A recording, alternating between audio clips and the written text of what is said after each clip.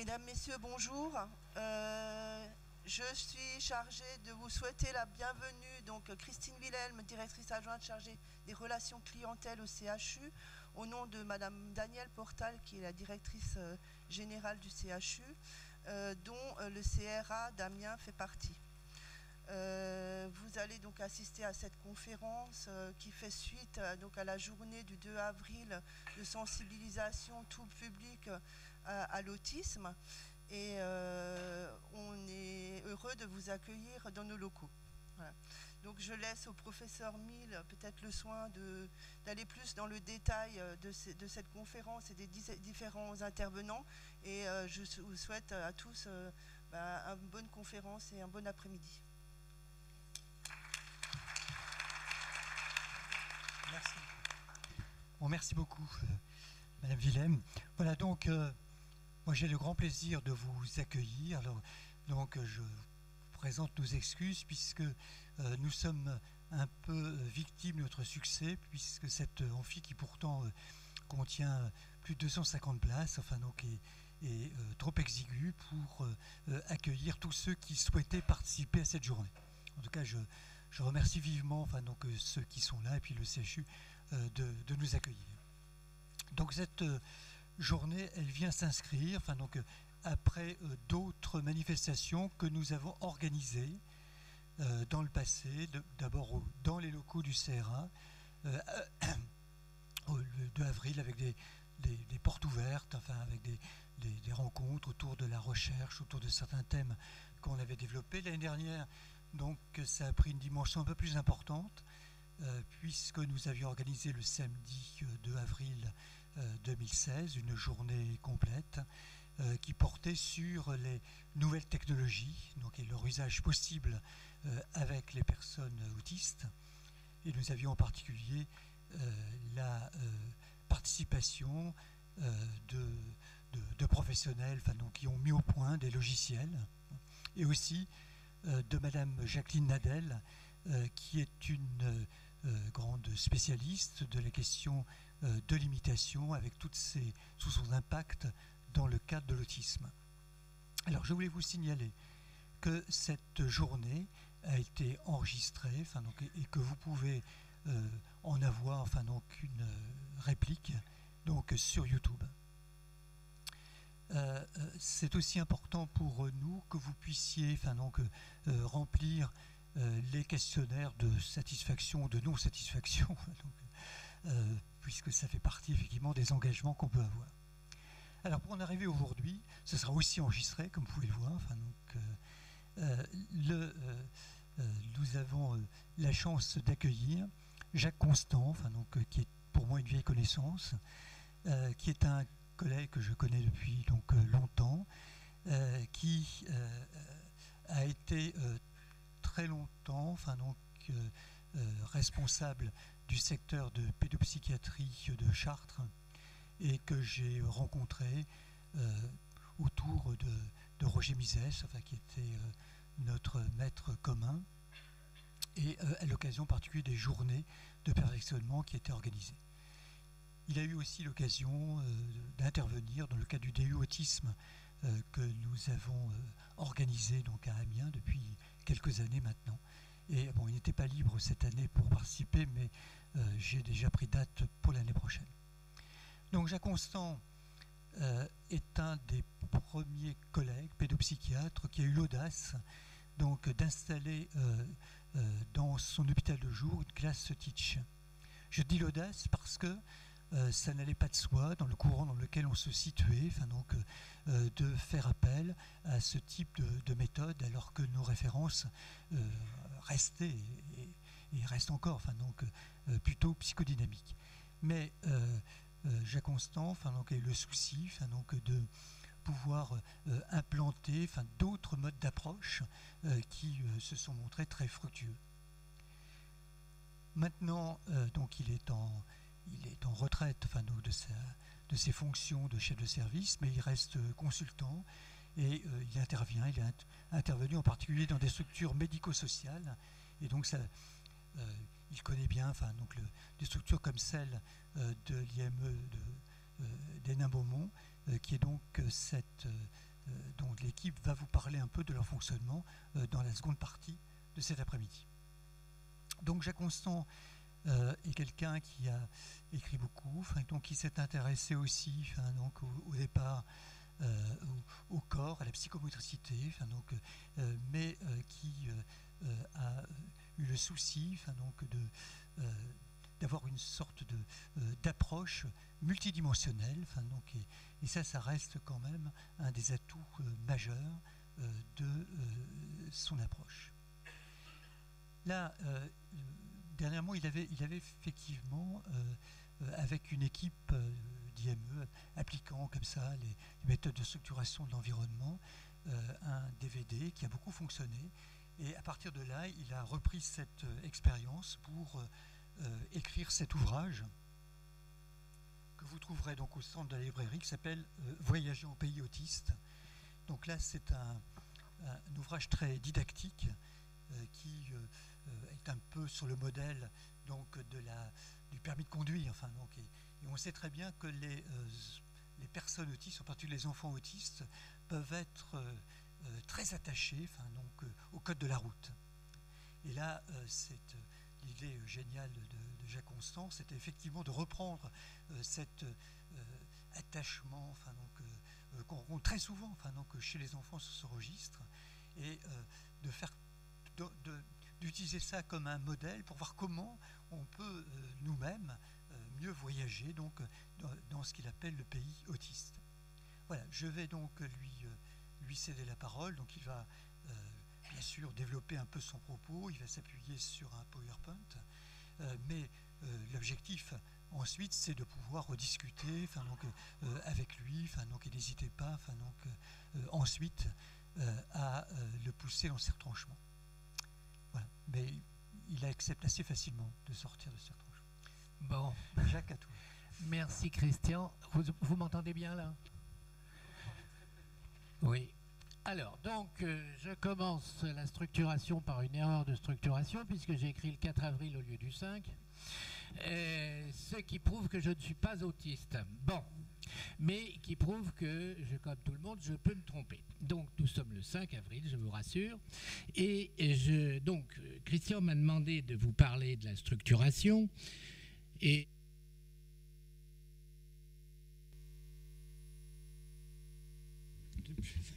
là, c'était pas le bon truc.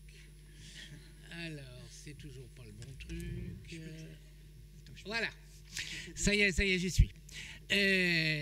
Donc, quand on entend structuration et qu'on entend autisme, on a tout de suite dans la tête, maintenant, qu'on soit formé ou pas formé, des images de ce type, c'est-à-dire de structuration d'un espace de type classe, très structuré. Et c'est quelque chose de spontané. C'est une représentation commune qui vient comme ça. On sait très bien que dès qu'on parle accompagnement, aujourd'hui en tout cas, ce n'était pas le cas effectivement, comme Christian le disait, dans les années 70-80, mais là, du siècle dernier. Mais là, aujourd'hui, dès qu'on parle accompagnement et soins des enfants autistes, j'ai pris les enfants, on pourrait étendre aux adultes si vous voulez dans la discussion, mais on parle de structuration comme ça, et avec une idée force, qui d'ailleurs est une idée, je trouve, assez juste. Il s'agit d'organiser l'environnement autour d'eux, pour mettre de l'ordre dans leur tête, qui est en chaos. Alors, là, c'est bon, voilà. Alors, j'ai commencé à aller voir dans le dictionnaire Robert en 7 volumes, au mot structuration, on nous dit ça vient du mot construire. Alors ça m'a plu, parce que je me suis dit, il s'agit bien là de construire la personnalité. Et la définition première que donne le Robert, c'est-à-dire M. Alain Ray, c'est la structuration et le fait de donner ou d'acquérir une structure. Et du coup, on voit bien qu'il y a deux voies convergentes dans l'idée de structuration. C'est l'une autour de donner à partir de l'adulte et l'autre autour d'acquérir à partir de l'enfant. Là, je suis un peu loin pour lire mes diapos. Décidément, j'ai des problèmes, mais je vais les régler.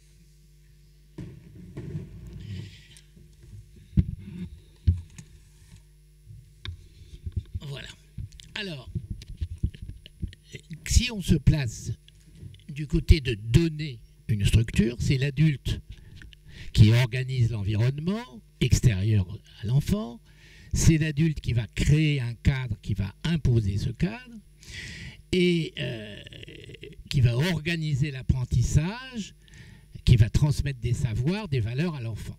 Et pour le but de construire sa personnalité, bien sûr. Mais si on se place du côté de acquérir, c'est l'enfant qui va traiter dans son esprit, finalement, les informations venues de l'extérieur. L'adulte va être accompagnant, observateur de cette action de l'enfant. Et pour reprendre les termes de Piaget, alors je sais bien que Piaget c'est plus très à la mode, mais enfin, pour reprendre les termes de Piaget, l'enfant va assimiler les éléments de l'environnement et les accommoder pour se construire une structure intérieure. Donc, ça, je me suis dit, au fond, la structuration, on se dit c'est pour les autistes, mais si on réfléchit bien, c'est quelque chose de commun à toute situation d'interaction adulte-enfant. L'adulte organise l'environnement extérieur de l'enfant, d'accord, et l'enfant traite dans son esprit les informations venues de l'extérieur. Et ce schéma-là, qui est donc la définition de structuration, il est présent chez de nombreux psychologues et pédagogues qui s'intéressent au développement de l'enfant, à la construction de sa personne et l'acquisition des apprentissages indispensables, puisque contrairement aux fourmis qui naissent avec dans leur tête ce qu'elles savent, ou aux abeilles qui savent ce qu'elles vont faire dans la vie, nous, il faut qu'on l'apprenne. Dans l'espèce humaine, c'est comme ça. On est immature, on est obligé d'apprendre les choses. Alors ça a été repris dès les années 30 par Vygotsky qui parlait de zone proximale de développement et surtout par Jérôme Brunner, un psychologue américain qui parlait à ce propos d'interaction de tutelle. Alors pourquoi je vous fais ce petit détour que vous n'attendiez peut-être pas autour de la structuration des enfants autistes? Eh bien c'est pour d'abord replacer le côté accompagnement des autistes dans l'ensemble d'une situation éducative et pédagogique. Et c'est aussi pour éclairer les choses, parce que ça, c'est le schéma quand tout va bien. Mais à partir du moment où on est sur des enfants autistes, c'est-à-dire qu'ils n'apprennent pas dans une interaction de tutelle ordinaire classique, le passage donné à l'adulte et le passage acquérir côté enfant, il ne va pas fonctionner. Les boucles interactives de tutelle entre enfants et adultes qui fonctionnent naturellement vont être là, soit pas du tout présentes, soit mal fonctionnées, quand l'enfant souffre d'un trouble du développement, envahissant du développement, d'un TSA, d'un autisme. Et alors, du coup, dès qu'on va parler de techniques d'intervention avec des enfants autistes, avec des autistes, du côté adulte, on va être pour donner une structure, on parle alors d'intervention structurée. C'est en gros les références ABA, en très gros, mais enfin. Et si on va parler côté enfant, ça va être les acquisitions, on parle alors non pas d'intervention structurée, mais de milieu structuré. Et ça va être plutôt la référence Teach. Alors, il y a bien sûr beaucoup de techniques plus récentes. J'aime pas le mot méthode. Je trouve que le mot méthode, c'est pour les pays qui n'ont pas la sécurité sociale. En France, on devrait parler de technique et pas de méthode. Et je pense, en tout cas. Enfin, en tout cas, actuellement, la mode est au modèle d'Anver, qui est assez intéressant parce que justement, il essaye de dépasser. Il part des motivations de l'enfant, donc il part du côté acquérir, mais il a aussi la structuration du côté donner, et il mélange les deux assez bien. Je vous ai fait un petit tableau schématique, mais qui est tiré du dictionnaire de l'encyclopédie des TSA américaine, pour bien situer l'opposition entre ces deux techniques. La technique type ABA, elle est nettement du côté intervention structurée, du côté l'adulte qui donne, l'adulte qui organise.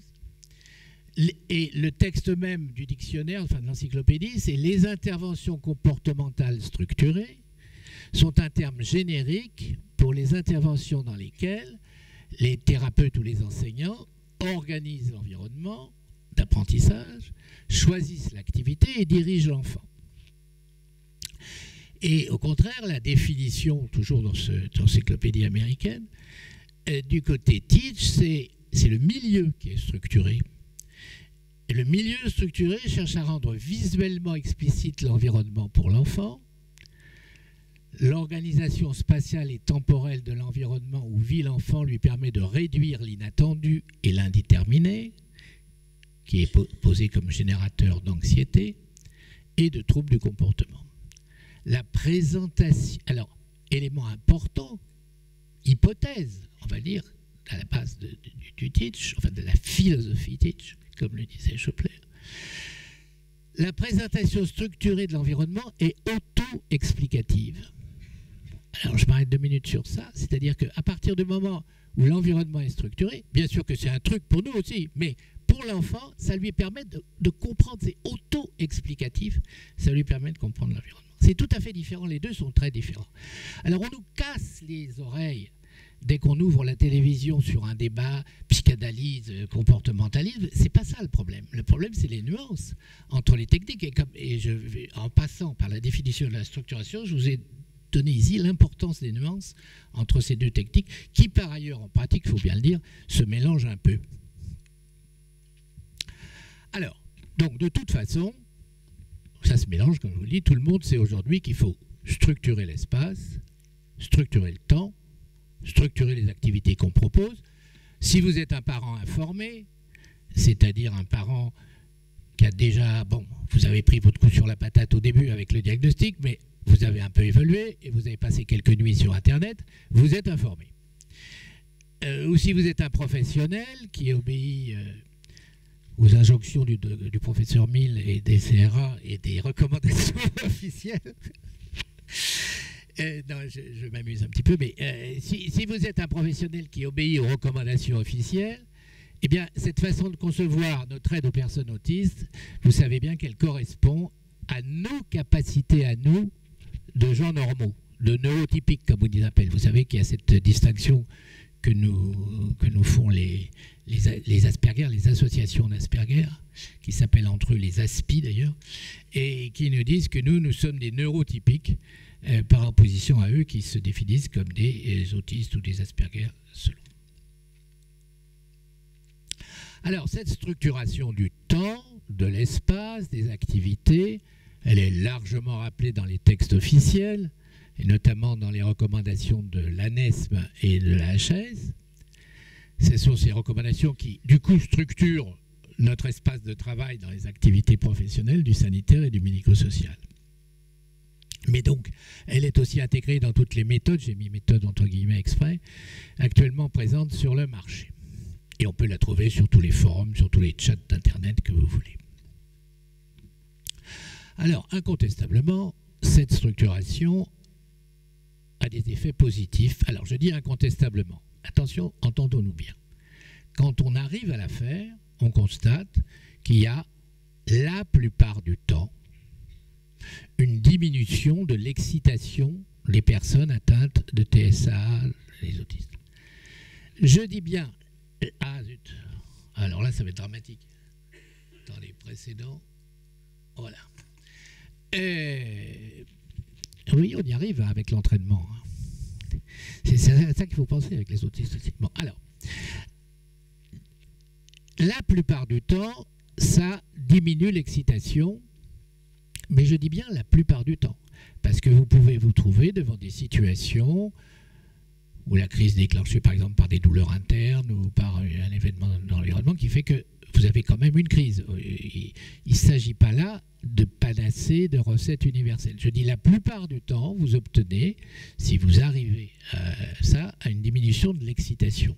Évidemment, c'est pareil pour nous. Quand vous êtes moins excité, vous êtes plus disponible pour faire marcher votre intelligence et pour éventuellement intégrer des apprentissages. Et puis ça limite quand même, l'expérience montre que ça limite, je n'ai pas dit ça arrête, je n'ai pas dit ça guérit, je dis ça limite les aspects gênants du comportement autistique. Quand je dis gênant, Ça va depuis les aspects socialement gênants jusqu'aux aspects vraiment insupportables de type automutilation ou hétéro-agressivité. Mais il faut bien voir que cette structuration, elle a aussi un effet sur nous, sur les personnes non autistes qui accompagnent. Et là, je trouve que parents ou professionnels, on est vraiment au même niveau. Parce qu'il faut bien le dire, les personnes autistes, c'est des handicapés, d'accord, mais c'est des handicapés handicapants. Ils nous handicapent, nous, dans nos fonctions sociales. Ils handicapent les parents dans leur fonction de parentalité. Ils handicapent les enseignants dans leur fonction de pédagogue. Ils handicapent les éducateurs. Les éducateurs, pour leur apprendre le mode de vie, c'est justement un des signes de l'affection qui est le plus important, c'est l'absence de codes sociaux. Donc les éducateurs sont handicapés dans leur fonction éducative. Et je ne parle pas des docteurs et autres guérisseurs qui sont largement handicapés dans leur incapacité de guérir. Donc voilà la situation de ces jeunes personnes qui nous mettent dans une situation handicapante dans nos fonctions sociales en tout cas, par leur propre handicap ou par la forme de ce handicap spécial qu'est l'autisme. Alors, la structuration de l'espace, c'est pas regarder l'heure, ça j'aurais dû. La structuration de l'espace. Alors, nos espaces de vie, la maison, l'école, les espaces publics, les supermarchés, tout ce que vous voulez. Mais j'ai mis les supermarchés parce que c'est un endroit difficile et incontournable, sont des lieux d'interaction et de communication sociale. Nous y sommes à l'aise, nous, les neurotypiques, parce que nous en connaissons implicitement les codes, nous en connaissons aussi l'usage, nous connaissons l'intention de nos semblables dans ces lieux, et nous agissons et interagissons en échangeant, notamment par le langage, une quantité de symboles qui nous permet de vivre ensemble. Et notre sécurité intérieure y est garantie par nos capacités de ce que les psychologues appellent aujourd'hui la cognition sociale. Eh bien, pour les personnes autistes, et vous le savez sans doute la plupart d'entre vous, mais je ne crois pas inutile de le rappeler clairement, eh bien, c'est pas comme ça. Les espaces communs, un supermarché par exemple, c'est un grand lieu de chaos. C'est une source d'un ensemble de stimulations multiples insensées, c'est-à-dire n'ayant pas de sens. Parce que c'est des stimulations non hiérarchisées qui arrivent à la personne sans filtre. C'est des stimulations ambivalentes, il y en a d'agréables, mais il y en a aussi de désagréables. Elles sont toutes excitantes. Et les personnes autistes, les enfants autistes, les enfants TSA, ils ont une très faible capacité de cognition sociale et ça les empêche de décoder le sens de toutes ces stimulations qu'il y a quand on est dans un supermarché. Surtout d'ailleurs dans les interactions avec les autres humains. Et comme en plus leur utilisation du langage, qui est bien bizarre, vous le savez tous, leur utilisation du langage ne leur permet pas d'interagir maintenant en maintenant leur sécurité intérieure. Donc ils vont se protéger avec leurs mécanismes qui soit la recherche de stimulation répétitive, ritualisée, non socialisée, soit par toutes sortes de comportements inadaptés socialement et auto-stimulants la plupart du temps, auto-sensoriels. Donc vous voyez cette différence entre les espaces de vie pour nous et les espaces de vie pour eux. Et c'est là qu'intervient la structuration. Alors je vous ai trouvé une citation de Georges Perec.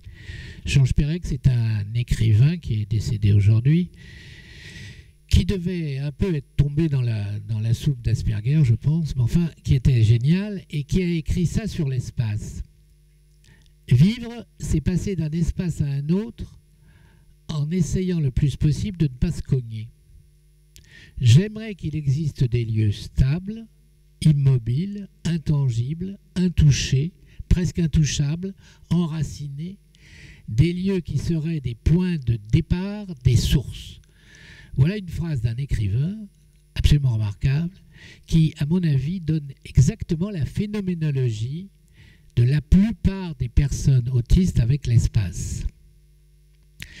Quand je dis la plupart des personnes autistes, je suis prudent parce que d'une part, il y a des différences individuelles très grandes et d'autre part, je parlerai ici plutôt, disons, des syndromes autistiques typiques parce que très souvent, c'est des syndromes, c'est des autismes syndromiques, c'est-à-dire associés à des syndromes génétiques qui ont leur propre développement et notamment avec un déficit intellectuel qui rend des fois les choses plus compliquées. Mais revenons sur Georges Perec. L'espace, c'est un doute. Il me faut sans cesse le marquer, le désigner. Il me faut sans cesse le marquer, le désigner. Voilà la clé. Voilà ce qu'on va faire pour aider la personne autiste à se repérer dans l'espace. Il n'est jamais à moi, il ne m'est jamais donné, il faut que j'en fasse la conquête. Alors, comment aider l'enfant autiste à comprendre l'espace où il vit? Dans la famille, alors, il faudrait, et ça serait bien, on essaye dans toute la maison, on va s'efforcer d'aider l'enfant à pouvoir distinguer les espaces selon leur fonction. On va marquer la fonction des espaces par des étiquettes, au besoin, des signaux, et on va prévoir des scratchs partout, dans toutes les pièces, pour que l'enfant puisse y accrocher ses emplois du temps séquentiels. C'est bien joli, mais toutes les familles ne peuvent pas le faire. Et je trouve que ça, c'est un point important que je voudrais dire. Ne culpabilisez pas si vous n'arrivez pas à structurer, comme on dit, de le faire dans les livres. Il est évident que la structuration, je le répéterai plusieurs fois, c'est un horizon. On essaye ça parce qu'on pense que c'est la meilleure façon d'aider les personnes. Mais ça ne peut pas se réaliser totalement. Ou alors on ferait un ghetto complet, un enfermement. Ce n'est pas du tout le but. Le but, c'est de rassurer suffisamment pour qu'il puisse comprendre l'espace. Ce n'est pas de lui restreindre son espace.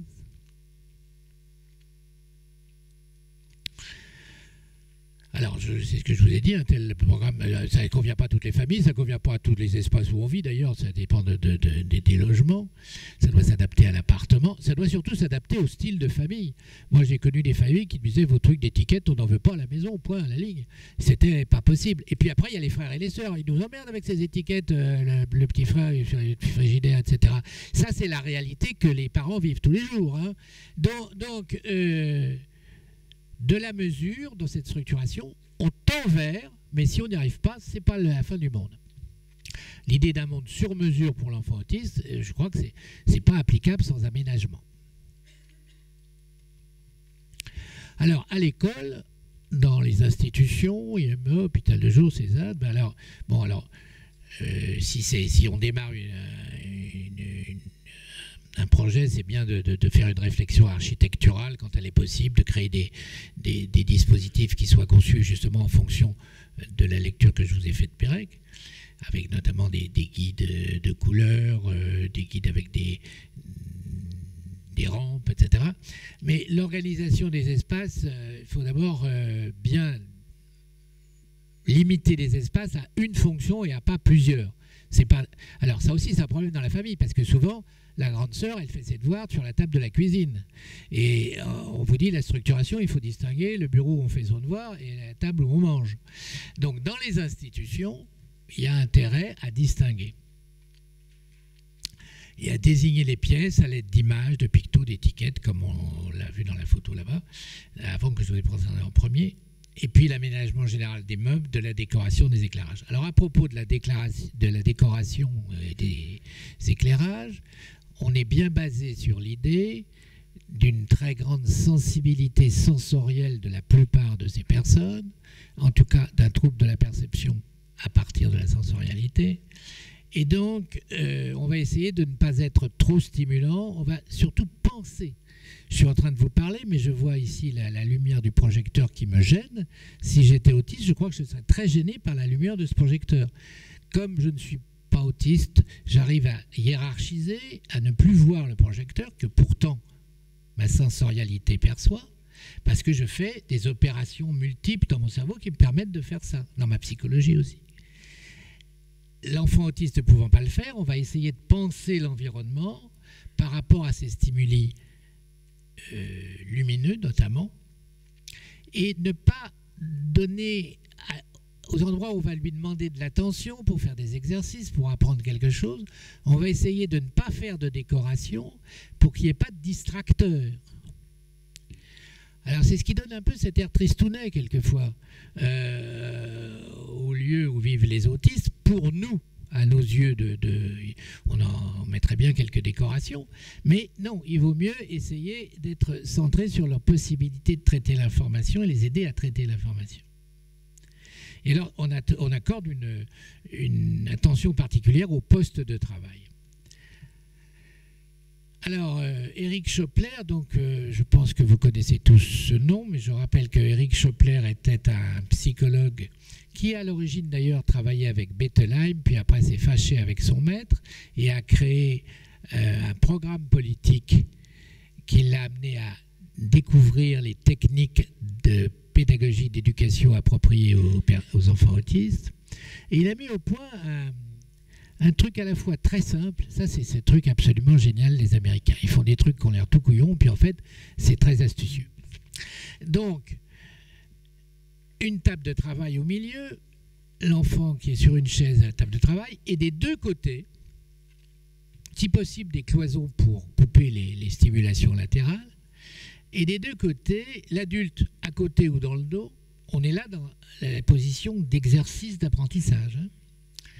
Et le sens de l'exercice. Alors, les exercices sont dans des boîtes à gauche, le gamin doit les prendre et les passer à droite quand il les a finis. Et là, il y a une astuce étonnante, c'est qu'en choisissant de gauche à droite, il choisit le sens de l'écriture et il choisit de matérialiser le temps. Parce que je vois quand commence mon exercice, je vois quand il est fini, si la boîte est passée de l'autre côté, j'ai fini mon exercice. Donc je n'ai pas besoin de la notion abstraite du temps, je le vois.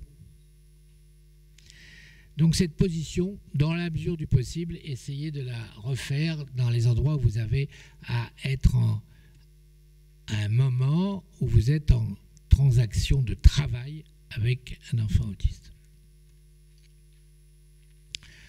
Alors ça c'était pour structurer l'espace. Pour structurer le temps, dès l'enfance, vous le savez, dès l'évolution dans l'enfance, l'acquisition du temps, du rythme, notamment nictéméral, des jours et des nuits, ça pose problème pour l'enfant et son entourage. J'ai connu des mamans qui ne dormaient pas pendant plus de 2 ans. Ensuite, vous savez aussi que le petit autiste s'absorbe dans des activités sans fin. Et notamment, il a un intérêt pour faire tourner les objets, pour faire tourner les roues de voiture, pour faire tourner les assiettes sur elles-mêmes, quelquefois avec une habileté étonnante. Et il y a un psychologue qui s'appelle Benoît Vidol qui a écrit un livre sur, je ne sais plus comment ça s'appelle, l'esprit autiste, je ne me rappelle plus le titre.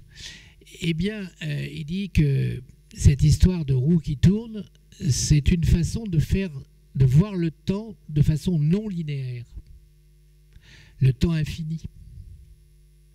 Et qu'au fond, c'est une attitude de physicien par rapport aux objets de l'extérieur, dans une relation d'objets de physicien.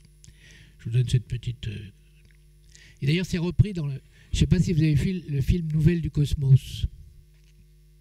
On revoit une autiste sans langage, très déficitaire, qui communique avec sa mère grâce à un jeu de lettres qu'elle sort d'une boîte. Tu as vu le film, non ? Et elle a une discussion à un moment donné avec un mathématicien.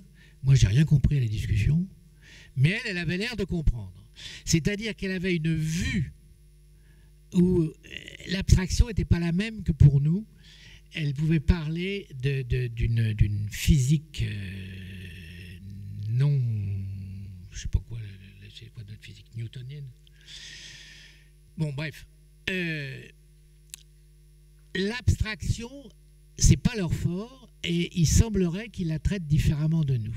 Mais de toute façon, il faut bien les socialiser. Et la socialisation, ça se fait dans un temps normal qui est le nôtre.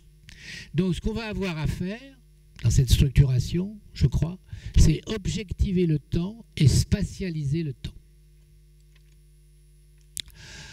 Alors, on a pour ça un des outils, alors un des trucs que vous connaissez sans doute, mais c'est tellement chouette que je me demande comment on s'en priverait. c'est le time timer. Alors, il y a une version simplifiée du time timer, si vous n'en avez pas, c'est le truc pour cuire les œufs. Vous savez, le truc qu'on tourne, et puis, au bout d'un temps, vous avez les 3 minutes, ça sonne. Alors, le principe du time timer, c'est un peu pareil, c'est-à-dire ça concrétise, voilà ce qu'il faut chercher dans la structuration, ça concrétise une notion abstraite. Qu'est-ce qui est plus difficile que la durée? Et vous savez bien, et vous le savez, si vous êtes des parents encore plus que les professionnels, mais si vous êtes des professionnels, vous le savez aussi, parce que l'heure où doit arriver le taxi, et s'il est un peu en retard, vous savez que l'attente, là, c'est sûr que c'est l'endroit où ça va péter. Eh bien, ce time timer, il vous montre la durée. Il vous matérialise le temps de l'attente. Et ça, c'est très simple. Et ça marche. Alors, c'est pareil, pas à 100%, pas toujours, pas dans toutes les formes, mais quand même, ça marche vraiment bien. Puisque la durée est visible et la fin de l'attente est prévisible. Et je vous ai écrit prévisible en 2 mots. Parce qu'on est bien là dans le problème de l'anticipation. C'est très rassurant, l'anticipation. Pour la personne autiste, pour nous aussi d'ailleurs. La durée est visible, la durée est prévisible, la notion abstraite de durée et d'attente est matérialisée. Je comprends ce qui se passe, je peux calmer mon comportement, je peux attendre sans me mettre dans un état d'excitation avec recours à mes autosystèmes autistiques. Et donc on peut dire que l'outil technique a un effet thérapeutique par la baisse de l'excitation et par l'augmentation des capacités d'attention, donc d'apprentissage, et une amélioration des comportements. Je dis amélioration, je ne dis pas éradication. Les accompagnants s'efforcent de concrétiser la notion abstraite du temps de d'autres façons. Donc, le but, c'est d'aider l'enfant à employer son temps. Quand on dit emploi du temps, il y a le mot employer le temps dedans. Mais ce qu'il a du mal à comprendre, c'est l'enchaînement des activités dans cette dimension abstraite. Et pour ça, vous savez que le procédé des emplois du temps visuels avec des scratchs est assez souvent efficace. Ces emplois du temps séquentiels aident souvent l'enfant, mais le problème, c'est qu'ils nous gênent, nous. Parce que nous, les malheureux neurotypiques, ou les heureux neurotypiques, enfin bref, les neurotypiques, on a un autre système dans notre tête. C'est l'imagination. C'est la représentation mentale. On se représente la durée. On se représente le temps. On n'en a rien à foutre des étiquettes et des scratchs. C'est pas notre truc. Alors là, c'est le problème. Eux, c'est leur truc, et nous, c'est pas le truc. Et toute la difficulté de la structuration est là. Eux, ils ont besoin de ça, nous, on n'en a pas besoin. Il faut qu'on sache qu'on en a. Il faut qu'on ait une théorie de l'esprit autiste. On dit qu'ils n'ont pas de théorie de l'esprit, mais c'est nous qui n'avons pas de théorie de l'esprit autiste. Il faut qu'on aille au-devant d'eux, qu'on imagine comment ils fonctionnent, que les interprétations que l'on fait de leur comportement, on ne pourra pas s'empêcher d'interpréter, on interprète toujours, nous, c'est notre fonctionnement normal. Mais qu'on interprète en fonction de leur fonctionnement. Et puis, ce qui est un peu embêtant dans ces séquentiels, il faut bien le dire, c'est qu'il faut beaucoup de temps pour les préparer. Il faut beaucoup de vigilance pour les tenir à jour, les réparer quand il les a bouffés, les replastifier, les mettre à jour quand la collègue n'est pas là et qu'on a oublié de le mettre. Beaucoup de difficultés à en maintenir l'usage. Alors, dans les familles comme dans les institutions, c'est pareil. À chaque fois que ça ne va plus, c'est que ça s'est délité sans qu'on s'en aperçoive. Donc, ce n'est pas de la tarte, la structuration, pour les gens comme nous. C'est indispensable pour eux, enfin, c'est très utile pour eux, et c'est très pesant pour nous. Je crois qu'il faut le dire et qu'on ne le dit pas dans toutes les techniques. C'est pour ça que j'insiste sur ce point-là. Donc, je le redis, la structuration est un horizon, mais pas de culpabilité si on n'y arrive pas. On remet sous l'ouvrage le métier, mais il faut de la persévérance. Structurer le temps, il faut aussi penser à deux choses qui sont importantes. Le rythme et la vitesse. Alors il y a un psychiatre et une psychologue, Bruno Gebner et Carole Tardif, qui ont beaucoup travaillé sur cette question, qui ont fait des articles. Le monde va beaucoup trop vite pour l'enfant autiste. Et ça, alors, c'est quand même un truc simple, hein, mais c'est toujours pareil. On retombe dans nos erreurs. On parle trop vite. On veut qu'ils aillent trop vite. On va tout de suite interpréter, il ne veut pas faire l'activité alors qu'il faut lui laisser le temps qu'il démarre. C'est tous ces petits détails qui forment la structuration. La structuration suppose la lenteur. On parle trop vite. Et en plus, on met trop de sentiments quand on parle. La lenteur d'exécution. On est la plupart du temps trop impatient. Alors on dit qu'ils ne supportent pas l'attente, mais nous aussi, il faut qu'on supporte l'attente pour se mettre à leur diapason. Structurer les activités. Je vous ai dit, structurer l'espace, structurer le temps, structurer les activités.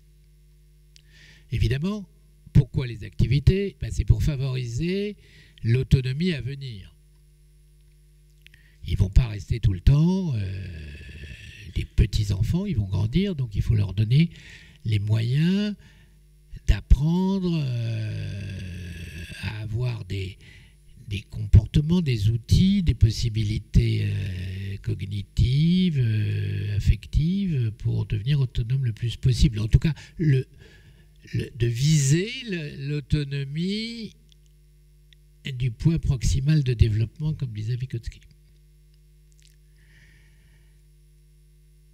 Alors, on constate que beaucoup, alors c'est toujours pareil, pas tous, mais beaucoup d'enfants autistes ont tendance à commencer quelque chose puis s'arrêter.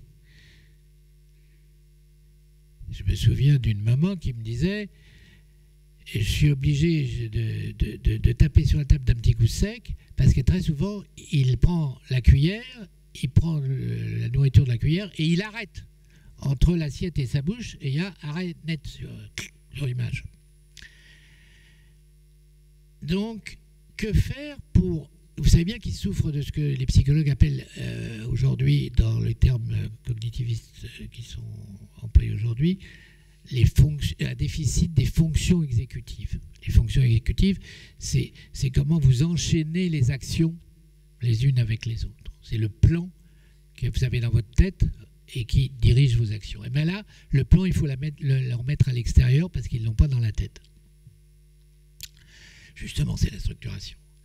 Alors, pour pallier autant que faire se peut le déficit des fonctions exécutives, eh bien, il faut un schéma d'entraînement des actions. Et ça, pour faire cet entraînement des actions, il faut les découper en séquences. La technique ABA insiste beaucoup là-dessus, je crois que c'est un point positif. Il faut découper en séquences pour aider l'enchaînement des actions. Alors vous avez l'habitude de voir, alors là c'est pour se laver les mains, je ne sais pas si vous voyez, mais de découper les actions. Ça dépend aussi des personnes. Quand le niveau intellectuel est bon, vous pouvez faire un découpage plus grossier. Quand il est, mais même d'ailleurs les bons niveaux des fois sont aidés par des découpages comme ça. C'est surprenant de voir l'écart entre les capacités intellectuelles de certains Asperger et le fait qu'ils ont besoin pour prendre le métro, pour d'avoir un découpage. Je prends le métro, j'achète un ticket, je vais composter, etc. J'ai été très surpris, moi, en transportant un groupe d'habileté sociale à Paris, de ça. C'était des enfants qui suivaient en 3e, en 4e, et qui ne savaient pas l'enchaînement pour prendre un métro, ou l'enchaînement pour aller dans une rue. Et donc, ils avaient besoin de schémas. Alors, au début, c'est des gros schémas. Après, on peut les faire plus petits. Ça peut finir par un carton dans la poche qui ressort s'il en a besoin. Mais en tout cas, c'est une question qui est là. Et puis alors, c'est toujours pareil, c'est difficile pour nous parce qu'il faut un tas de matos énorme. Là, vous avez l'exemple d'un tas de boîtes. Pour faire ce type d'exercice, il faut tout prévoir. Alors, je voulais m'arrêter une seconde sur la question de l'estompage. Nous, on garde dans notre tête un schéma d'éducation très classique. On se dit, une fois que l'enfant a appris qu'on mouche son nez et qu'on dit bonjour à la dame, c'est fini, il n'y a plus besoin de lui répéter. Il mouche son nez et il dit bonjour à la dame, et quand il ne le fait pas, on lui dit, tu sais bien ce que tu dois faire, et il le fait. Mais l'enfant autiste, il ne fait pas ça. Quelquefois, il le fait, et dans ce cas-là, on peut estomper cette aide de séquentielle qui lui montre ce qu'il faut faire, mais quelquefois, il ne le fait pas, et quelquefois, il le fait, mais quand il est en situation difficile, ça réapparaît, sa difficulté d'enchaîner les choses. L'estompage, c'est ce que nous, on voudrait, nous les adultes, nous les neurotypiques, qu'on espère qu'il a, comme on dit bêtement, compris. Ce n'est pas une question de compréhension. C'est une question de mécanisme autistique sur l'enchaînement, sur la liaison dans le fonctionnement mental. Et ils en auront toujours besoin, parfois de moins en moins, parfois de plus en plus petits sur eux. Mais ils auront toujours besoin d'avoir le recours à un séquentiel s'ils sont en difficulté. Je vous ai parlé de la structuration du temps, la structuration de l'espace, la structuration des activités. Quelques mots très rapides sur la structuration de la communication. Vous savez que les difficultés de la communication et des interactions sociales et l'utilisation anormale du langage font partie des signes observables qui sont définis dans la classification internationale des DSM-5. Dites-vous bien que quel que soit votre désir à vous d'être parlant, la plupart des autistes s'expriment par le comportement. C'est à nous de décoder leur comportement et ils vont plus s'exprimer par le comportement que par le langage articulé.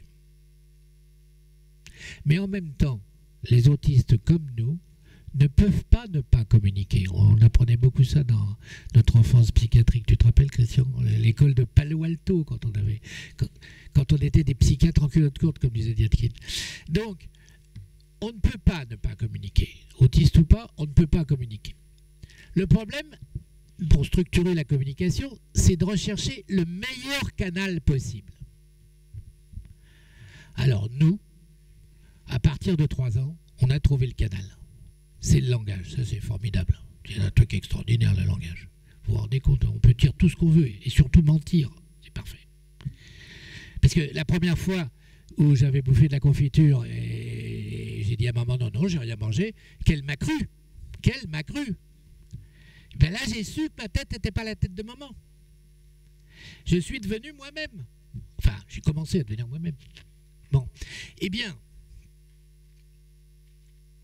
quel est le canal meilleur que le langage? Il n'y en a pas. C'est le meilleur. C'est le plus pratique. On peut évoquer ce qui n'existe pas. On peut tout faire. C'est pas le truc qu'ils aiment. Même ceux qui parlent, c'est pas le truc qu'ils aiment. C'est pas le truc qu'ils vont employer quand ils seront en difficulté. La plupart du temps, c'est le canal visuel. C'est par le regard, la plupart du temps, encore une fois, il faut nuancer, qu'ils tirent des informations du monde qui les environne. Alors même si ce regard est complètement bizarroïde, il est furtif, il est latéral, il est balayage latéral, il ne répond pas aux normes de développement du regard avec l'attention mutuelle puis l'attention conjointe. Il s'attache beaucoup aux détails périphériques. Il y a des kilos de livres de psychologues sur l'étude du regard des personnes autistes. Mais ce qu'il y a à retenir en pratique au quotidien dans les familles et dans les institutions, c'est que c'est par un coup d'œil qui tire une information. Et en général, ils vont plus vite que nous. C'est donc leur ressource essentielle, enfin primordiale, essentielle n'est pas le mot, j'aurais pas dû mettre ça, c'est leur ressource principale pour comprendre le monde et pour communiquer avec nous. Alors comment on fait? Vous le savez bien, on utilise soit la communication augmentée quand il y a du langage accompagné de gestes, soit alors la communication alternative. Je ne vais pas développer ça. Vous savez bien qu'il y a des techniques aujourd'hui répandues, le Macathon, le PEX. Je crois qu'on ne peut plus aujourd'hui s'occuper d'enfants autistes sans être au courant, non seulement au courant, mais sans pouvoir pratiquer ces techniques.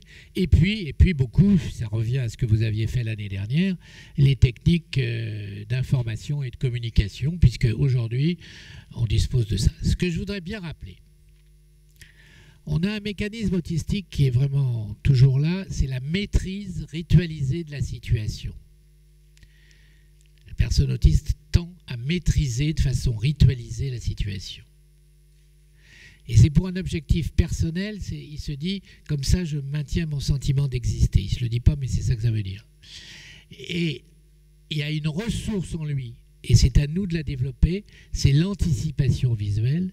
Et la recette, c'est rendre l'environnement prévisible. Et j'écris prévisible en 2 mots.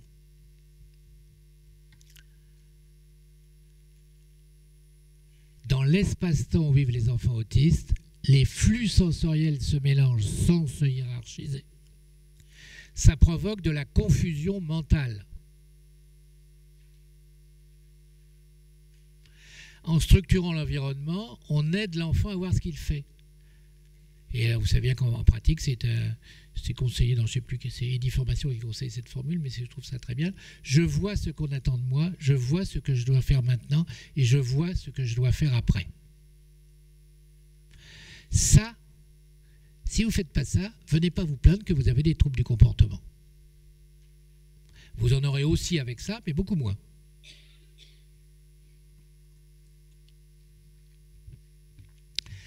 Alors les techniques de l'information et de la communication, que je maîtrise mal comme vous avez vu tout à l'heure, représentent probablement l'avenir.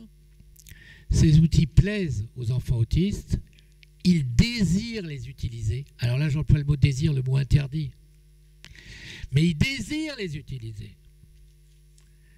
C'est plus possible, ils doivent avoir leur tablette. Il leur permet d'exprimer des compétences parfois très surprenantes,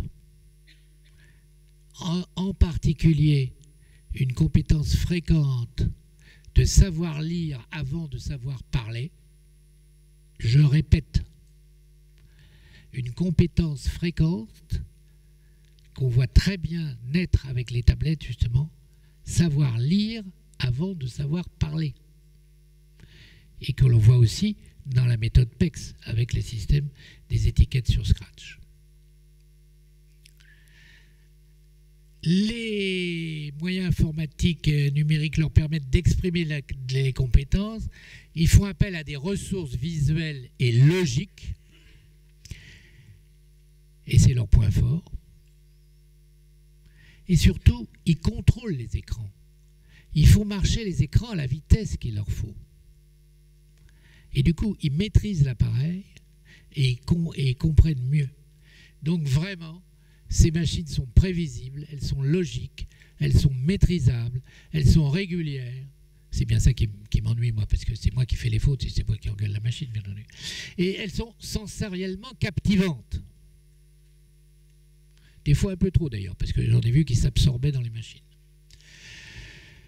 Donc, là je vous ai mis des photos que vous connaissez sans doute. Et maintenant, il y a à gauche, là, c'est des protèges tablettes qui sont très pratiques pour ceux qui, notamment, ont des troubles praxiques qui peuvent tenir les tablettes. Vous voyez, en vert, il y a Jordan est en train de faire sa tablette là. Là, c'est un adulte en fait d'une trentaine d'années.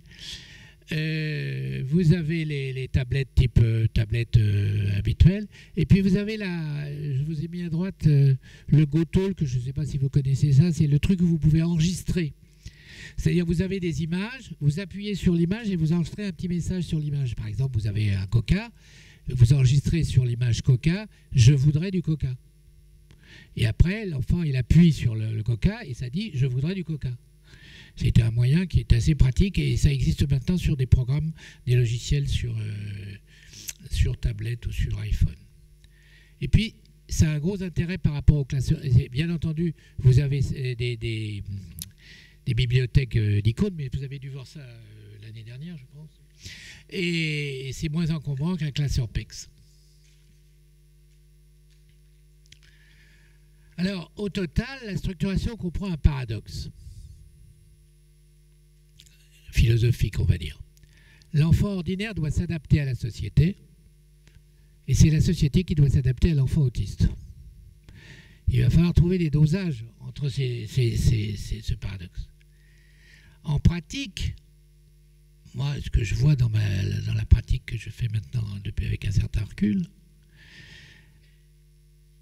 en dehors de tout ce que je vous ai dit, la structuration du temps, de l'espace, du temps, des activités, de la communication, il y a quelque chose qui forme la structure la plus sécurisante, c'est le maillage des relations dans le couple, entre professionnels et parents, et entre professionnels dans les équipes. Je pense que c'est ce que vous allez nous montrer, l'équipe de Emma Beaumont et Nain, maintenant. Et moi, je crois que c'est une des clés de la structuration. Elle est toujours imparfaite techniquement, mais enfin, c'est une des clés. Alors, pour finir, je vous ai mis cette photo. Ah, faut-il qu'elle reste? Ben, mon effet superbe est foutu. Oh là là là là là là. Je comptais vous prendre par les sentiments. Voilà. Alors. Je vous prends par les sentiments. Tout ce que je viens de vous dire sur la structuration de l'espace, du temps, des activités, de la communication, repose sur une représentation que nous avons aujourd'hui du monde intérieur des autistes. C'est parce que nous pensons que la sensorialité et la perception se sont développées de façon particulière que nous pensons qu'il faut filtrer les informations venues de l'extérieur et qu'il faut décoder les signaux sociaux et qu'il faut ajouter autant que possible et qu'il faut ajuster autant que possible le monde réel à leur façon de le percevoir. Et cet objectif est évidemment utopique. C'est un horizon.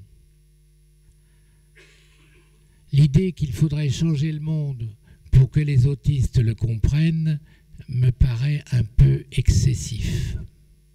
Ce serait beaucoup plus... C'est pourtant le thème que soutient Joseph Chauvenec actuellement. Moi, je serais plus modeste. Je vous dirais qu'en l'état actuel de nos connaissances et de nos ignorances, la structuration correspond à cette image que je vous projette là. Nous protégeons avec nos mains nues la flamme de la vie. Merci.